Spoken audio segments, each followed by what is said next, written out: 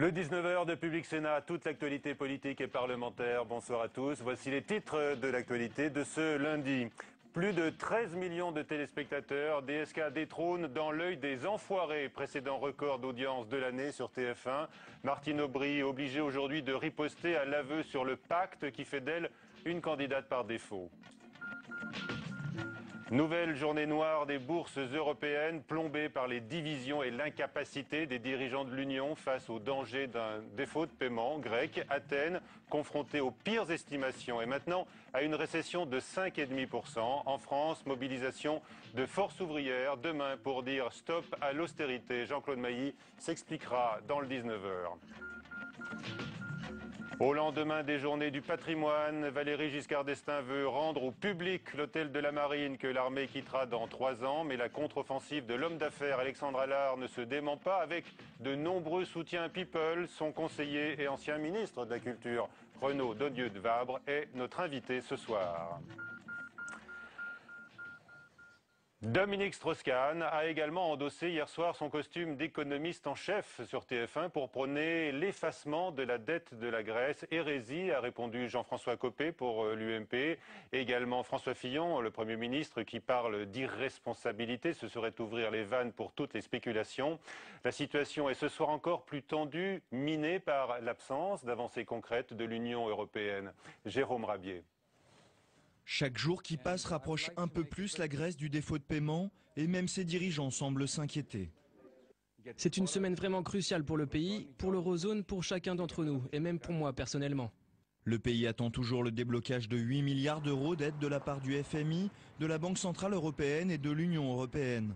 Une somme indispensable pour tenir jusqu'à la fin de l'année, mais ces derniers exigent une accélération des mesures d'austérité en contrepartie du versement de l'aide.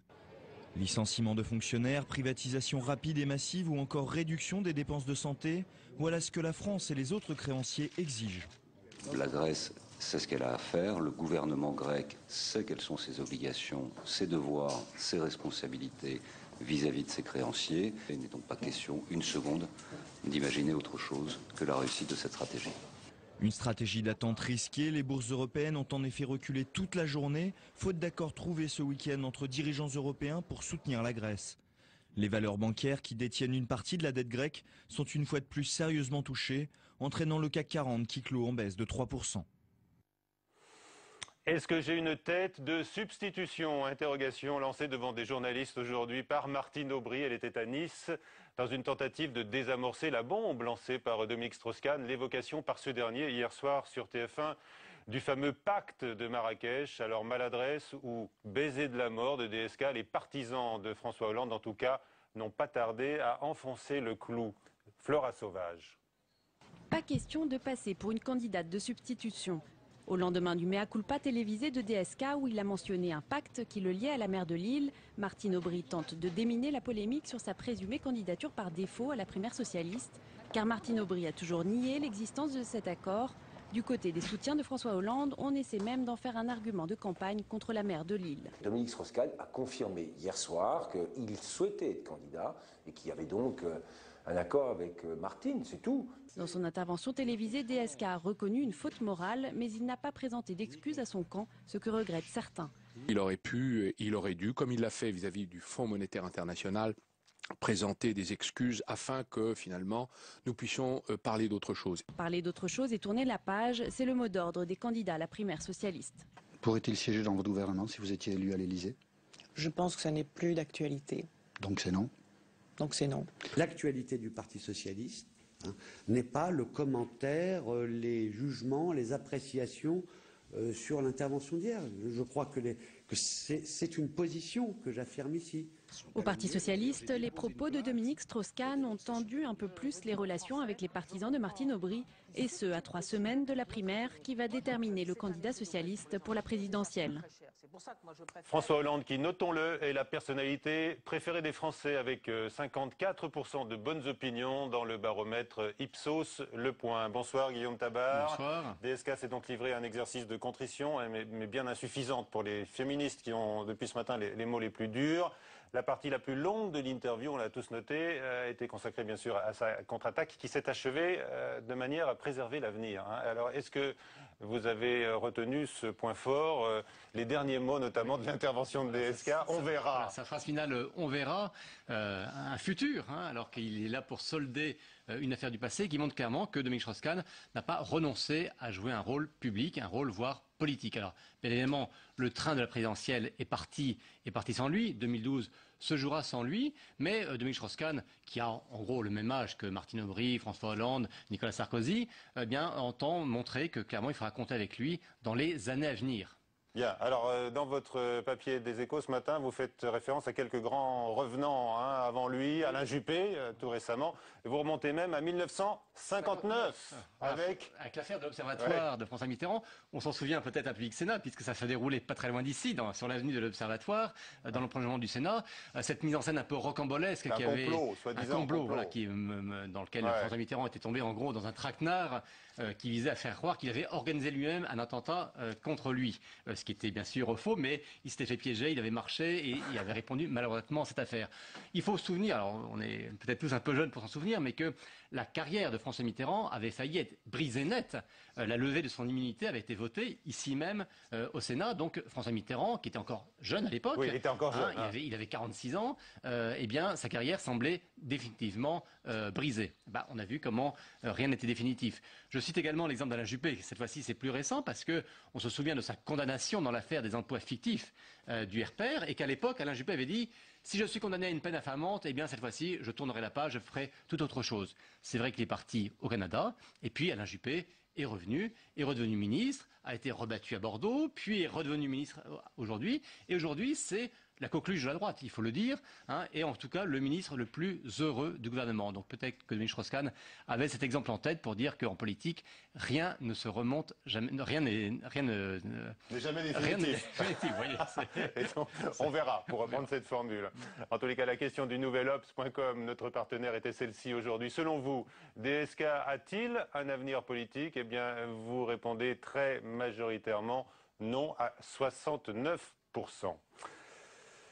La relaxe de Dominique de Villepin est définitive. Le parquet ne forme pas de pourvoi contre l'arrêt de la Cour d'appel la semaine dernière dans l'affaire Clearstream. J-5 pour les élections sénatoriales avec cet enjeu primordial. La gauche va-t-elle prendre le contrôle du Sénat? Les deux camps sont au moins d'accord sur un point. La majorité se jouera à quelques sièges. Dans ce contexte, l'UMP est la plus embarrassée par les listes dissidentes, même si l'on en trouve également à gauche. Marie Brémaud. Les tractations de dernière minute auront été bénéfiques à gauche, en Ile-de-France tout du moins. Le parti de gauche menaçait de déposer 6 listes dissidentes dans la région parisienne. Au final, il n'en reste qu'une, dans les Hauts-de-Seine. Mais par ailleurs, la situation reste particulièrement critique en Isère, dans le Maine-et-Loire, dans le Puy-de-Dôme et dans l'Essonne, où des listes dissidentes risquent de faire perdre des sièges aux socialistes. Rue de Solferino, à 5 jours du scrutin, on refait les comptes. 23 sièges sont nécessaires pour faire basculer le Sénat. La gauche en gagnerait entre 17 et 26. À droite également, les calculs d'apothicaires se poursuivent. Un constat s'impose, les listes dissidentes sont maintenues dans de nombreux départements, 12 au total. Dans les dom-toms et surtout en Ile-de-France, la droite est quasi certaine de perdre des sièges. Dans le Val d'Oise, les Hauts-de-Seine, l'Essonne, la Seine-et-Marne et à Paris. Mais à l'UMP, l'optimisme reste de rigueur. La bataille n'est pas jouée. La majorité se fera en fonction des alliances. Alain Juppé, très virulent aujourd'hui contre le silence inacceptable, selon lui, du Conseil de sécurité de l'ONU face à la situation en Syrie où des crimes contre l'humanité sont commis. Le ministre des Affaires étrangères s'est exprimé en marge de l'Assemblée générale des Nations unies. Face à l'attitude intolérable d'un régime qui est dos au mur et qui ne recule devant aucune atrocité, comme torturer un enfant, laissez-moi redire que le silence du Conseil de sécurité est inconcevable. Oui, des crimes contre l'humanité sont commis en Syrie. Les leaders du régime et leur armée devront en répondre devant le peuple et la communauté internationale. Voilà, Alain Juppé qui par ailleurs dit craindre une explosion de violence au Proche-Orient en cas de statu quo entre Israël et les Palestiniens. Ces derniers comptent déposer donc vendredi à l'ONU une demande d'adhésion de leur État. En France, des parlementaires de droite de gauche demandent à Nicolas Sarkozy de s'opposer à cette demande. Thomas Raguet.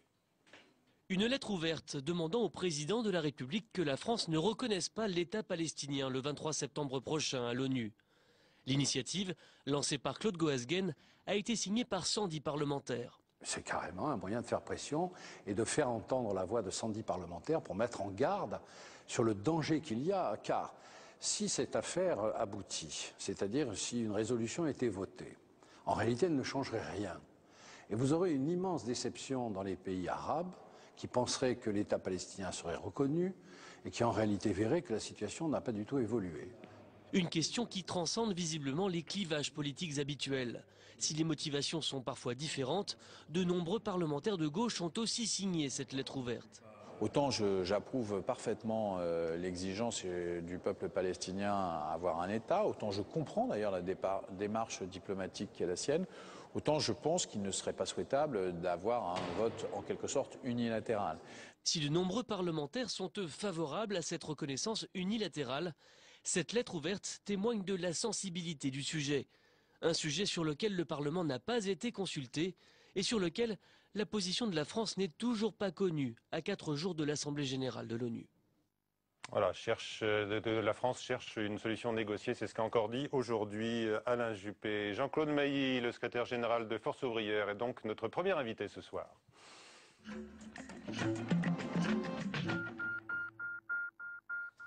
Bonsoir Jean-Claude Mailly. FO organise donc demain une journée de mobilisation pour dire stop à l'austérité. Concrètement, qu'est-ce que vous allez faire? C'est une diffusion d'informations très large sur l'ensemble du territoire demain. On a tiré des éléments à plus d'un million d'exemplaires. Donc c'est informer largement les salariés de la situation économique, nos propositions, nos revendications. Donc des tracts en fait. Oui, tout à fait, avec information. Non, il n'y a pas d'arrêt de travail de prévu. Hein. C'est vraiment de l'information largement distribuée. Dans notre jargon, on appelle ça construire un rapport de force. Voilà. Donc ça fait partie. À l'approche notamment des élections professionnelles dans la fonction publique.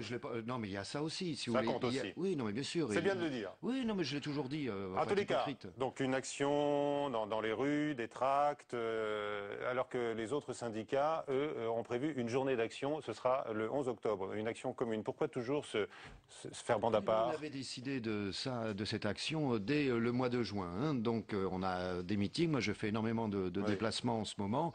Bon, après, chacun prend ses responsabilités avec ses propres positions. Vous savez, les inquiétudes sont nombreuses. Moi, franchement, quand je me déplace encore 3 jours sur 5 cette semaine, on vous parle pas de la campagne présidentielle. Hein. Les gens, c'est pas de ça dont ils vous parlent en ce moment.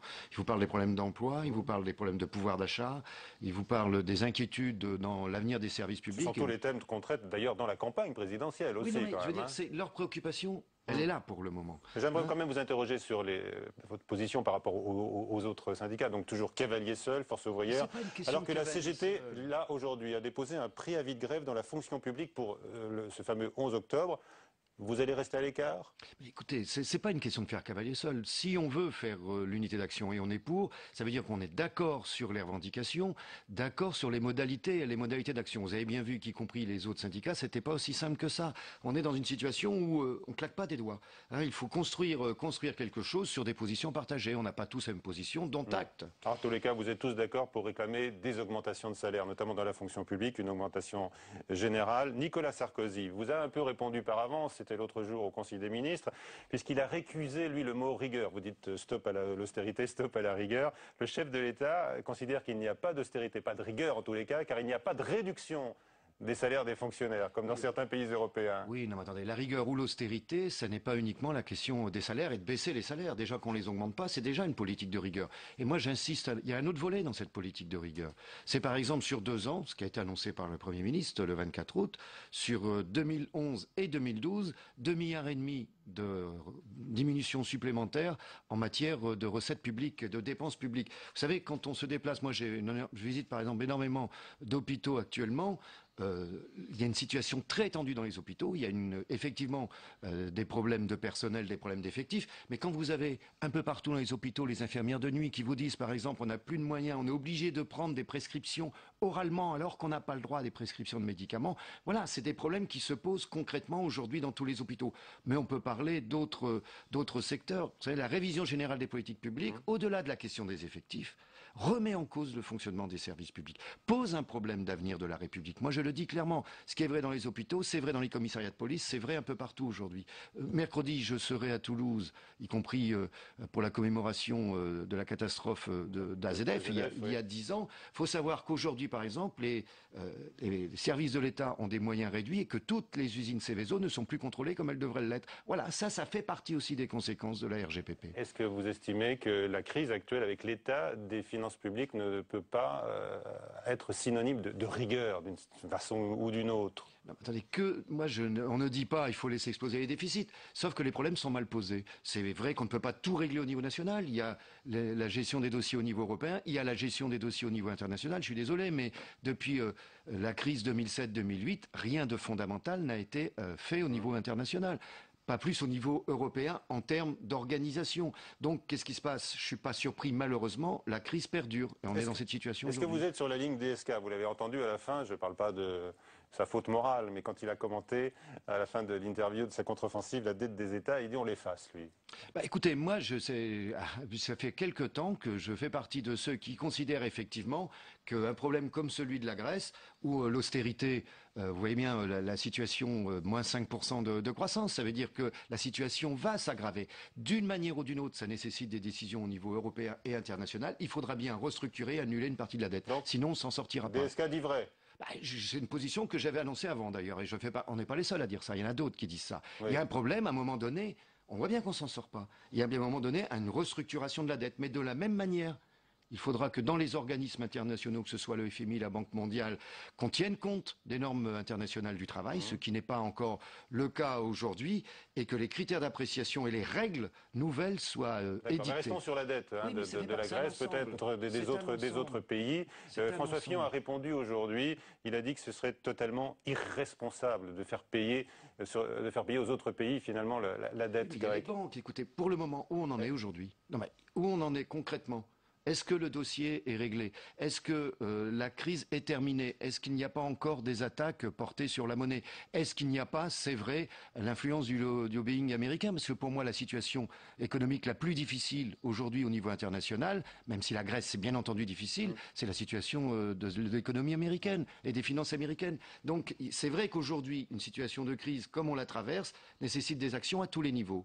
International, Europe et national. En tous les cas, pour vous, les banques françaises, par exemple, qui sont exposées, on le voit bien, à la dette grecque, doivent oublier leur argent, leurs milliards. Ça se négocie, ça se restructure. Vous savez, d'autres pays ont restructuré leurs dettes. Je vous rappelle l'Argentine, par exemple. Il y a une restructuration de dette. Il y a eu d'autres restructurations de dette. Ce que je constate, c'est que pour le moment, la crise n'est pas arrêtée et qu'il n'y a pas de règles qui ont été établies. Donc, d'une manière ou d'une autre, il faudra bien y venir. Jean-Claude Mailly, en matière de salaire et d'emploi, notamment dans la fonction publique, est-ce que vous trouvez votre dû dans les propositions des candidats à la primaire socialiste? Non, je ne me rentre pas dans ce débat. Force ouvrière restera une organisation indépendante. Nous allons continuer à donner nos revendications, mais les élections politiques, c'est l'affaire des citoyens. D'accord, mais quand vous entendez François Hollande qui dit vouloir recréer en 5 ans 60 000 postes d'enseignants, forcément, ça doit vous parler, ça doit vous satisfaire. Les uns et les autres sont dans une campagne électorale.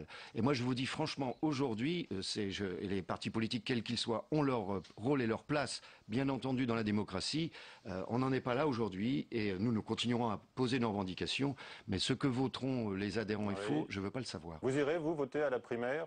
Ah mais écoutez, j'ai mon problème, ça. C'est mon problème de citoyen. Oui, là, je suis invité non pas en tant que citoyen Mailly, mais en tant que secrétaire général de FO. Dans ce cadre-là, que pensez-vous de l'idée exprimée par certains de demander aux enseignants de travailler 2 heures de plus par semaine? Il paraît que c'est l'équivalent de 40 000 emplois. Oui, enfin ça, c'est les règles à calcul qui sont... Enfin, voilà, c'est comme quand on dit on réduit la durée de travail, ça crée tant d'emplois. Ça, on ne sait jamais ce genre de choses. Et ça, c'est de travailler plus pour gagner combien, là? Moins Ah ben, au même prix, ce sera voilà, donc c'est travailler plus pour gagner moins. Un extraordinaire exemple de solidarité. Oui, quand les caisses sont vides. La solidarité aujourd'hui, quand les caisses sont des difficultés, la solidarité, c'est pas ça. La solidarité aujourd'hui, c'est une grande réforme fiscale d'ensemble. Et ça, notre pays en a besoin. Est-ce que vous craignez finalement que la vraie question, c'est l'avenir du modèle social européen, et particulièrement français, dans la crise actuelle? Ah, il y a un problème de modèle social, j'aime pas le terme, mais enfin, en tous les cas, de droits sociaux et droits républicains. Je rappelle que pour continuer à être dans une république avec ses principes et ses valeurs de liberté, d'égalité, de fraternité et j'ajoute de laïcité, par exemple, il faut des services publics, il faut des régimes sociaux. Et si ça s'est remis en cause, alors il faut le dire clairement, on quitte la République. Jean-Claude Mailly, merci. On suivra donc votre journée d'action demain, essentiellement par la diffusion de tracts. 1 million ont été imprimés. Tout à fait. L'hôtel de la Marine à Paris revient dans l'actualité. Valéry Giscard d'Estaing recommande de choisir le Louvre comme opérateur de ce lieu historique, place de la Concorde. Quand les militaires vont le quitter, ce sera dans 3 ans. On en parle donc avec Renaud Dondieu de Vabre qui a une autre vision à défendre. Après ce reportage de Mounir Soussi. 2 présidents sur le pont. Entre leurs mains, l'avenir de l'hôtel de la Marine. Les conclusions du rapport de Valéry Giscard d'Estaing penchent vers une reprise en main du monument par l'État à travers le musée du Louvre. On n'allait pas livrer l'hôtel de la Marine à la spéculation financière, ça suffit. On n'allait pas faire de l'hôtel de la Marine une Grèce bis. La partie publique restera publique, mais les magasins, le commerce, les bureaux, c'est-à-dire les 2 tiers de la surface, ça sera naturellement des activités privées. Mais le propriétaire de ces activités privées sera le peuple français qui en gardera la propriété. En 2014, l'état-major de la Marine installé dans ce bâtiment de la place de la Concorde sera transféré vers le Pentagone à la française dans le 15e arrondissement de Paris. Le projet de reconversion du monument historique a aiguisé les appétits. L'homme d'affaires Alexandre Allard s'est positionné pour le transformer en grand centre culturel financé par des capitaux privés. Une initiative controversée, dénoncée par des défenseurs du patrimoine. Près de 200 artistes ont soutenu le projet de l'entrepreneur en publiant une pétition dans Le Monde. Parmi les signataires, Isabelle Adjani, Pierre Berger et Yannick Noah. Les membres de l'équipe d'Alexandre Allard, eux, s'interrogent sur les capacités de financement de ce projet par l'État. La vraie question est de savoir si c'est un projet d'État, s'il n'y aura pas encore une nécessité d'une nouvelle administration et ça ne va pas dans le sens des restrictions budgétaires et de la diminution des nombres de fonctionnaires. Le chantier de rénovation devrait coûter entre 70 et 80 millions d'euros.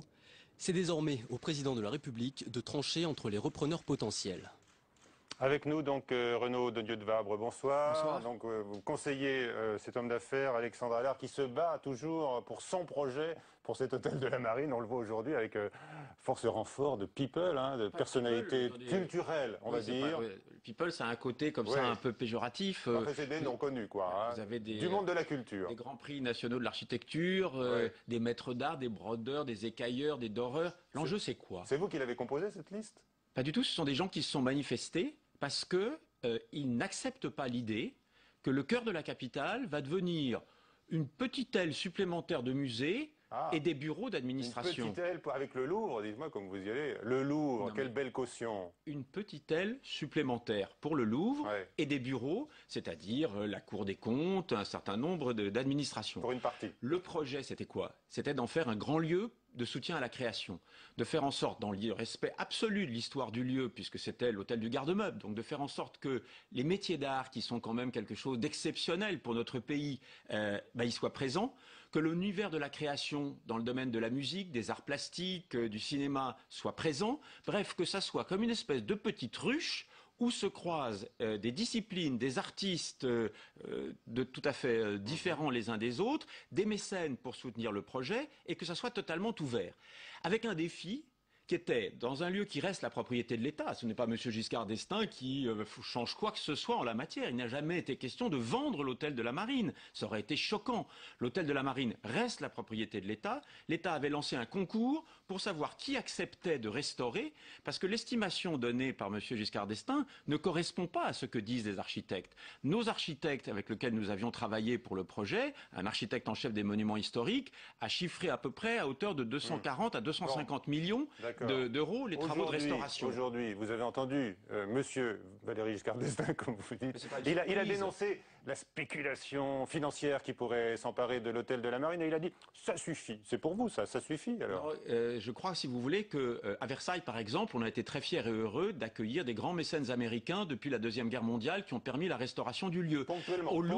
Au Louvre, c'est la même chose. Vous voulez prendre pied, c'est différent. Sans être propriétaire. Mais on devrait toute la journée être remercié d'avoir une telle perspective.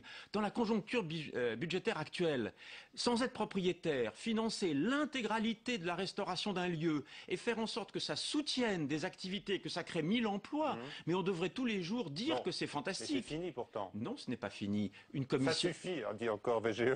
Mais non, attendez, on est quand même dans une démocratie avec des règles. Vive la liberté de proposition, vive la liberté d'expression. Monsieur Giscard d'Estaing a fait ses propositions, c'est pas une surprise. Il était contre le centre Pompidou à l'époque. Pierre Nora était contre le Louvre à Abu Dhabi à l'époque. Un historien qui a signé contre vous, celui-là. Voilà. Il y a aussi des pétitions contre vous, il faut le dire. Les gens ont le droit de s'exprimer. Il appartient ensuite aux responsables de l'État de prendre des décisions. Quelle combativité quand même, hein. Oui, Qu'est-ce qui vous motive? Écoutez, j'ai le sentiment de revivre de manière différente ce que j'ai fait pour le Grand Palais. Bon, mais ce n'est pas la spéculation qui vous guide. Non, le Grand Palais... C'est un mécène lui-même, Monsieur Allard. On a établi un nouveau modèle économique pour essayer et tenter de financer un projet de cette nature. C'est un véritable défi. Et moi, c'est vrai que j'ai à l'esprit ce qu'on a fait pour le Grand Palais, qui aujourd'hui conteste le fait que de temps en temps au Grand Palais, c'est ouvert et gratuit, que de temps en temps vous avez une grande marque de luxe ou que vous avez telle institution ou tel salon mondial dans une discipline sportive. Ce sont des lieux qui vivent. Tous les bâtiments publics sont loués ponctuellement à des intérêts privés. Mais là, vous voulez vous installer. Non, mais attendez. Ça reste une propriété de l'État. Ce qui compte, c'est une addition des énergies. Aujourd'hui, pour moi, le patrimoine n'est pas une nostalgie, ce n'est pas une charge au sens d'un fardeau, c'est une chance économique. Vous m'avez répondu sur un point. Allez-y. Vous avez dit que les mécènes seraient là, il y aurait, dit-on, des chambres luxueuses, hein, et pour eux, il serait donc il y aurait une forme. Mais vous m'avez pas dit si M. Alexandre Allard, le chef d'entreprise à l'origine de ce projet que vous défendez, est lui-même un mécène. Bien sûr qu'il est un mécène. Il n'est pas là pour gagner de l'argent? Mais on a établi un modèle économique pour arriver à l'équilibre. Non, il n'est pas là sur ce projet pour gagner de l'argent. Voilà. Quand, par exemple, avec d'autres, il a relancé une revue d'architecture qui s'appelle l'Architecture d'aujourd'hui, qui est une très belle revue, c'est pas pour gagner de l'argent, c'est pour faire en sorte, si vous voulez, que la dimension culturelle dans notre pays soit très présente. Nous pensons que l'avenir économique dans notre pays est fondé sur la culture. Et que vous voyez bien, dans les conflits aujourd'hui économiques et les crises, vous avez des délocalisations. On a chez nous un capital absolument extraordinaire. Simplement, il ne faut pas l'entretenir comme un mouroir. Il faut faire en sorte que ça soit une espèce de pépinière d'activité. Imaginez... Vous allez peut-être trouver votre place, puisque des mètres carrés seront concédés, notamment au rez-de-chaussée, à des intérêts privés pour faire du commerce. Mais attendez, nous, dans notre projet, il n'y a pas un centimètre carré de surface commerciale. Ce qu'il propose, c'est une sorte de découpe. C'est honteux.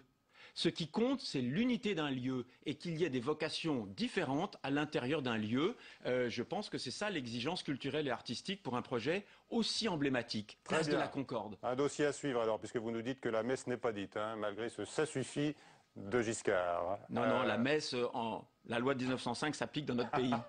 Merci Renaud Donieux de Vabre. Quelques images justement de ce week-end au Palais du Luxembourg. Il y avait foule, vous l'imaginez, comme tous les ans, pour les journées du patrimoine, comme à l'Élysée. D'ailleurs, le président Larcher a accueilli les visiteurs. On le voit sur ces images, avec beaucoup de personnes qui se sont pressées pour admirer les dorures, etc. Ce haut lieu historique, n'est-ce pas, monsieur le ministre de la Culture? Vous avez bataillé aussi ici, dans ces murs, pour d'autres sujets. L'image de Margot Aubriot. À 22 h, Sonia Mabrouk pour le prochain journal sur Public Sénat.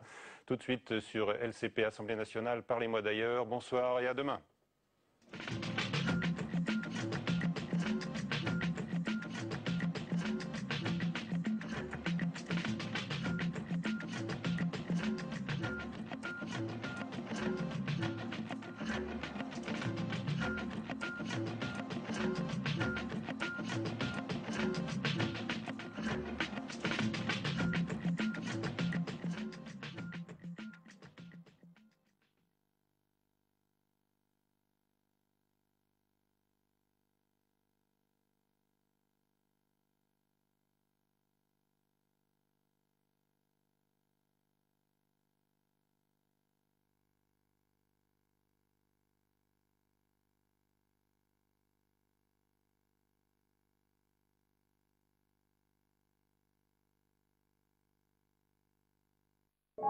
Août 1990, au Koweït. Parti pour de paisibles vacances en Malaisie sur un avion de British Airways, une famille française se retrouve prisonnière de l'armée irakienne lors d'une escale surprise. Avec les autres passagers, elle servira de bouclier humain à Saddam Hussein pendant la première guerre du Golfe. Une prise d'otage singulière avec une intervention des services secrets britanniques en toile de fond. C'est pas Saddam Hussein qui m'a pris en otage, c'est Madame Thatcher qui m'a pris en otage en premier. Nos amis les otages. C'est ce soir à 22h30 sur Public Sénat. Dimanche, Public Sénat se mobilise pour vous faire vivre en direct les résultats de l'élection sénatoriale. Tout au long de la journée, la rédaction vous propose des reportages, des débats et des analyses autour de cette élection stratégique à quelques mois de la présidentielle. La journée spéciale résultats, c'est dimanche en direct sur Public Sénat.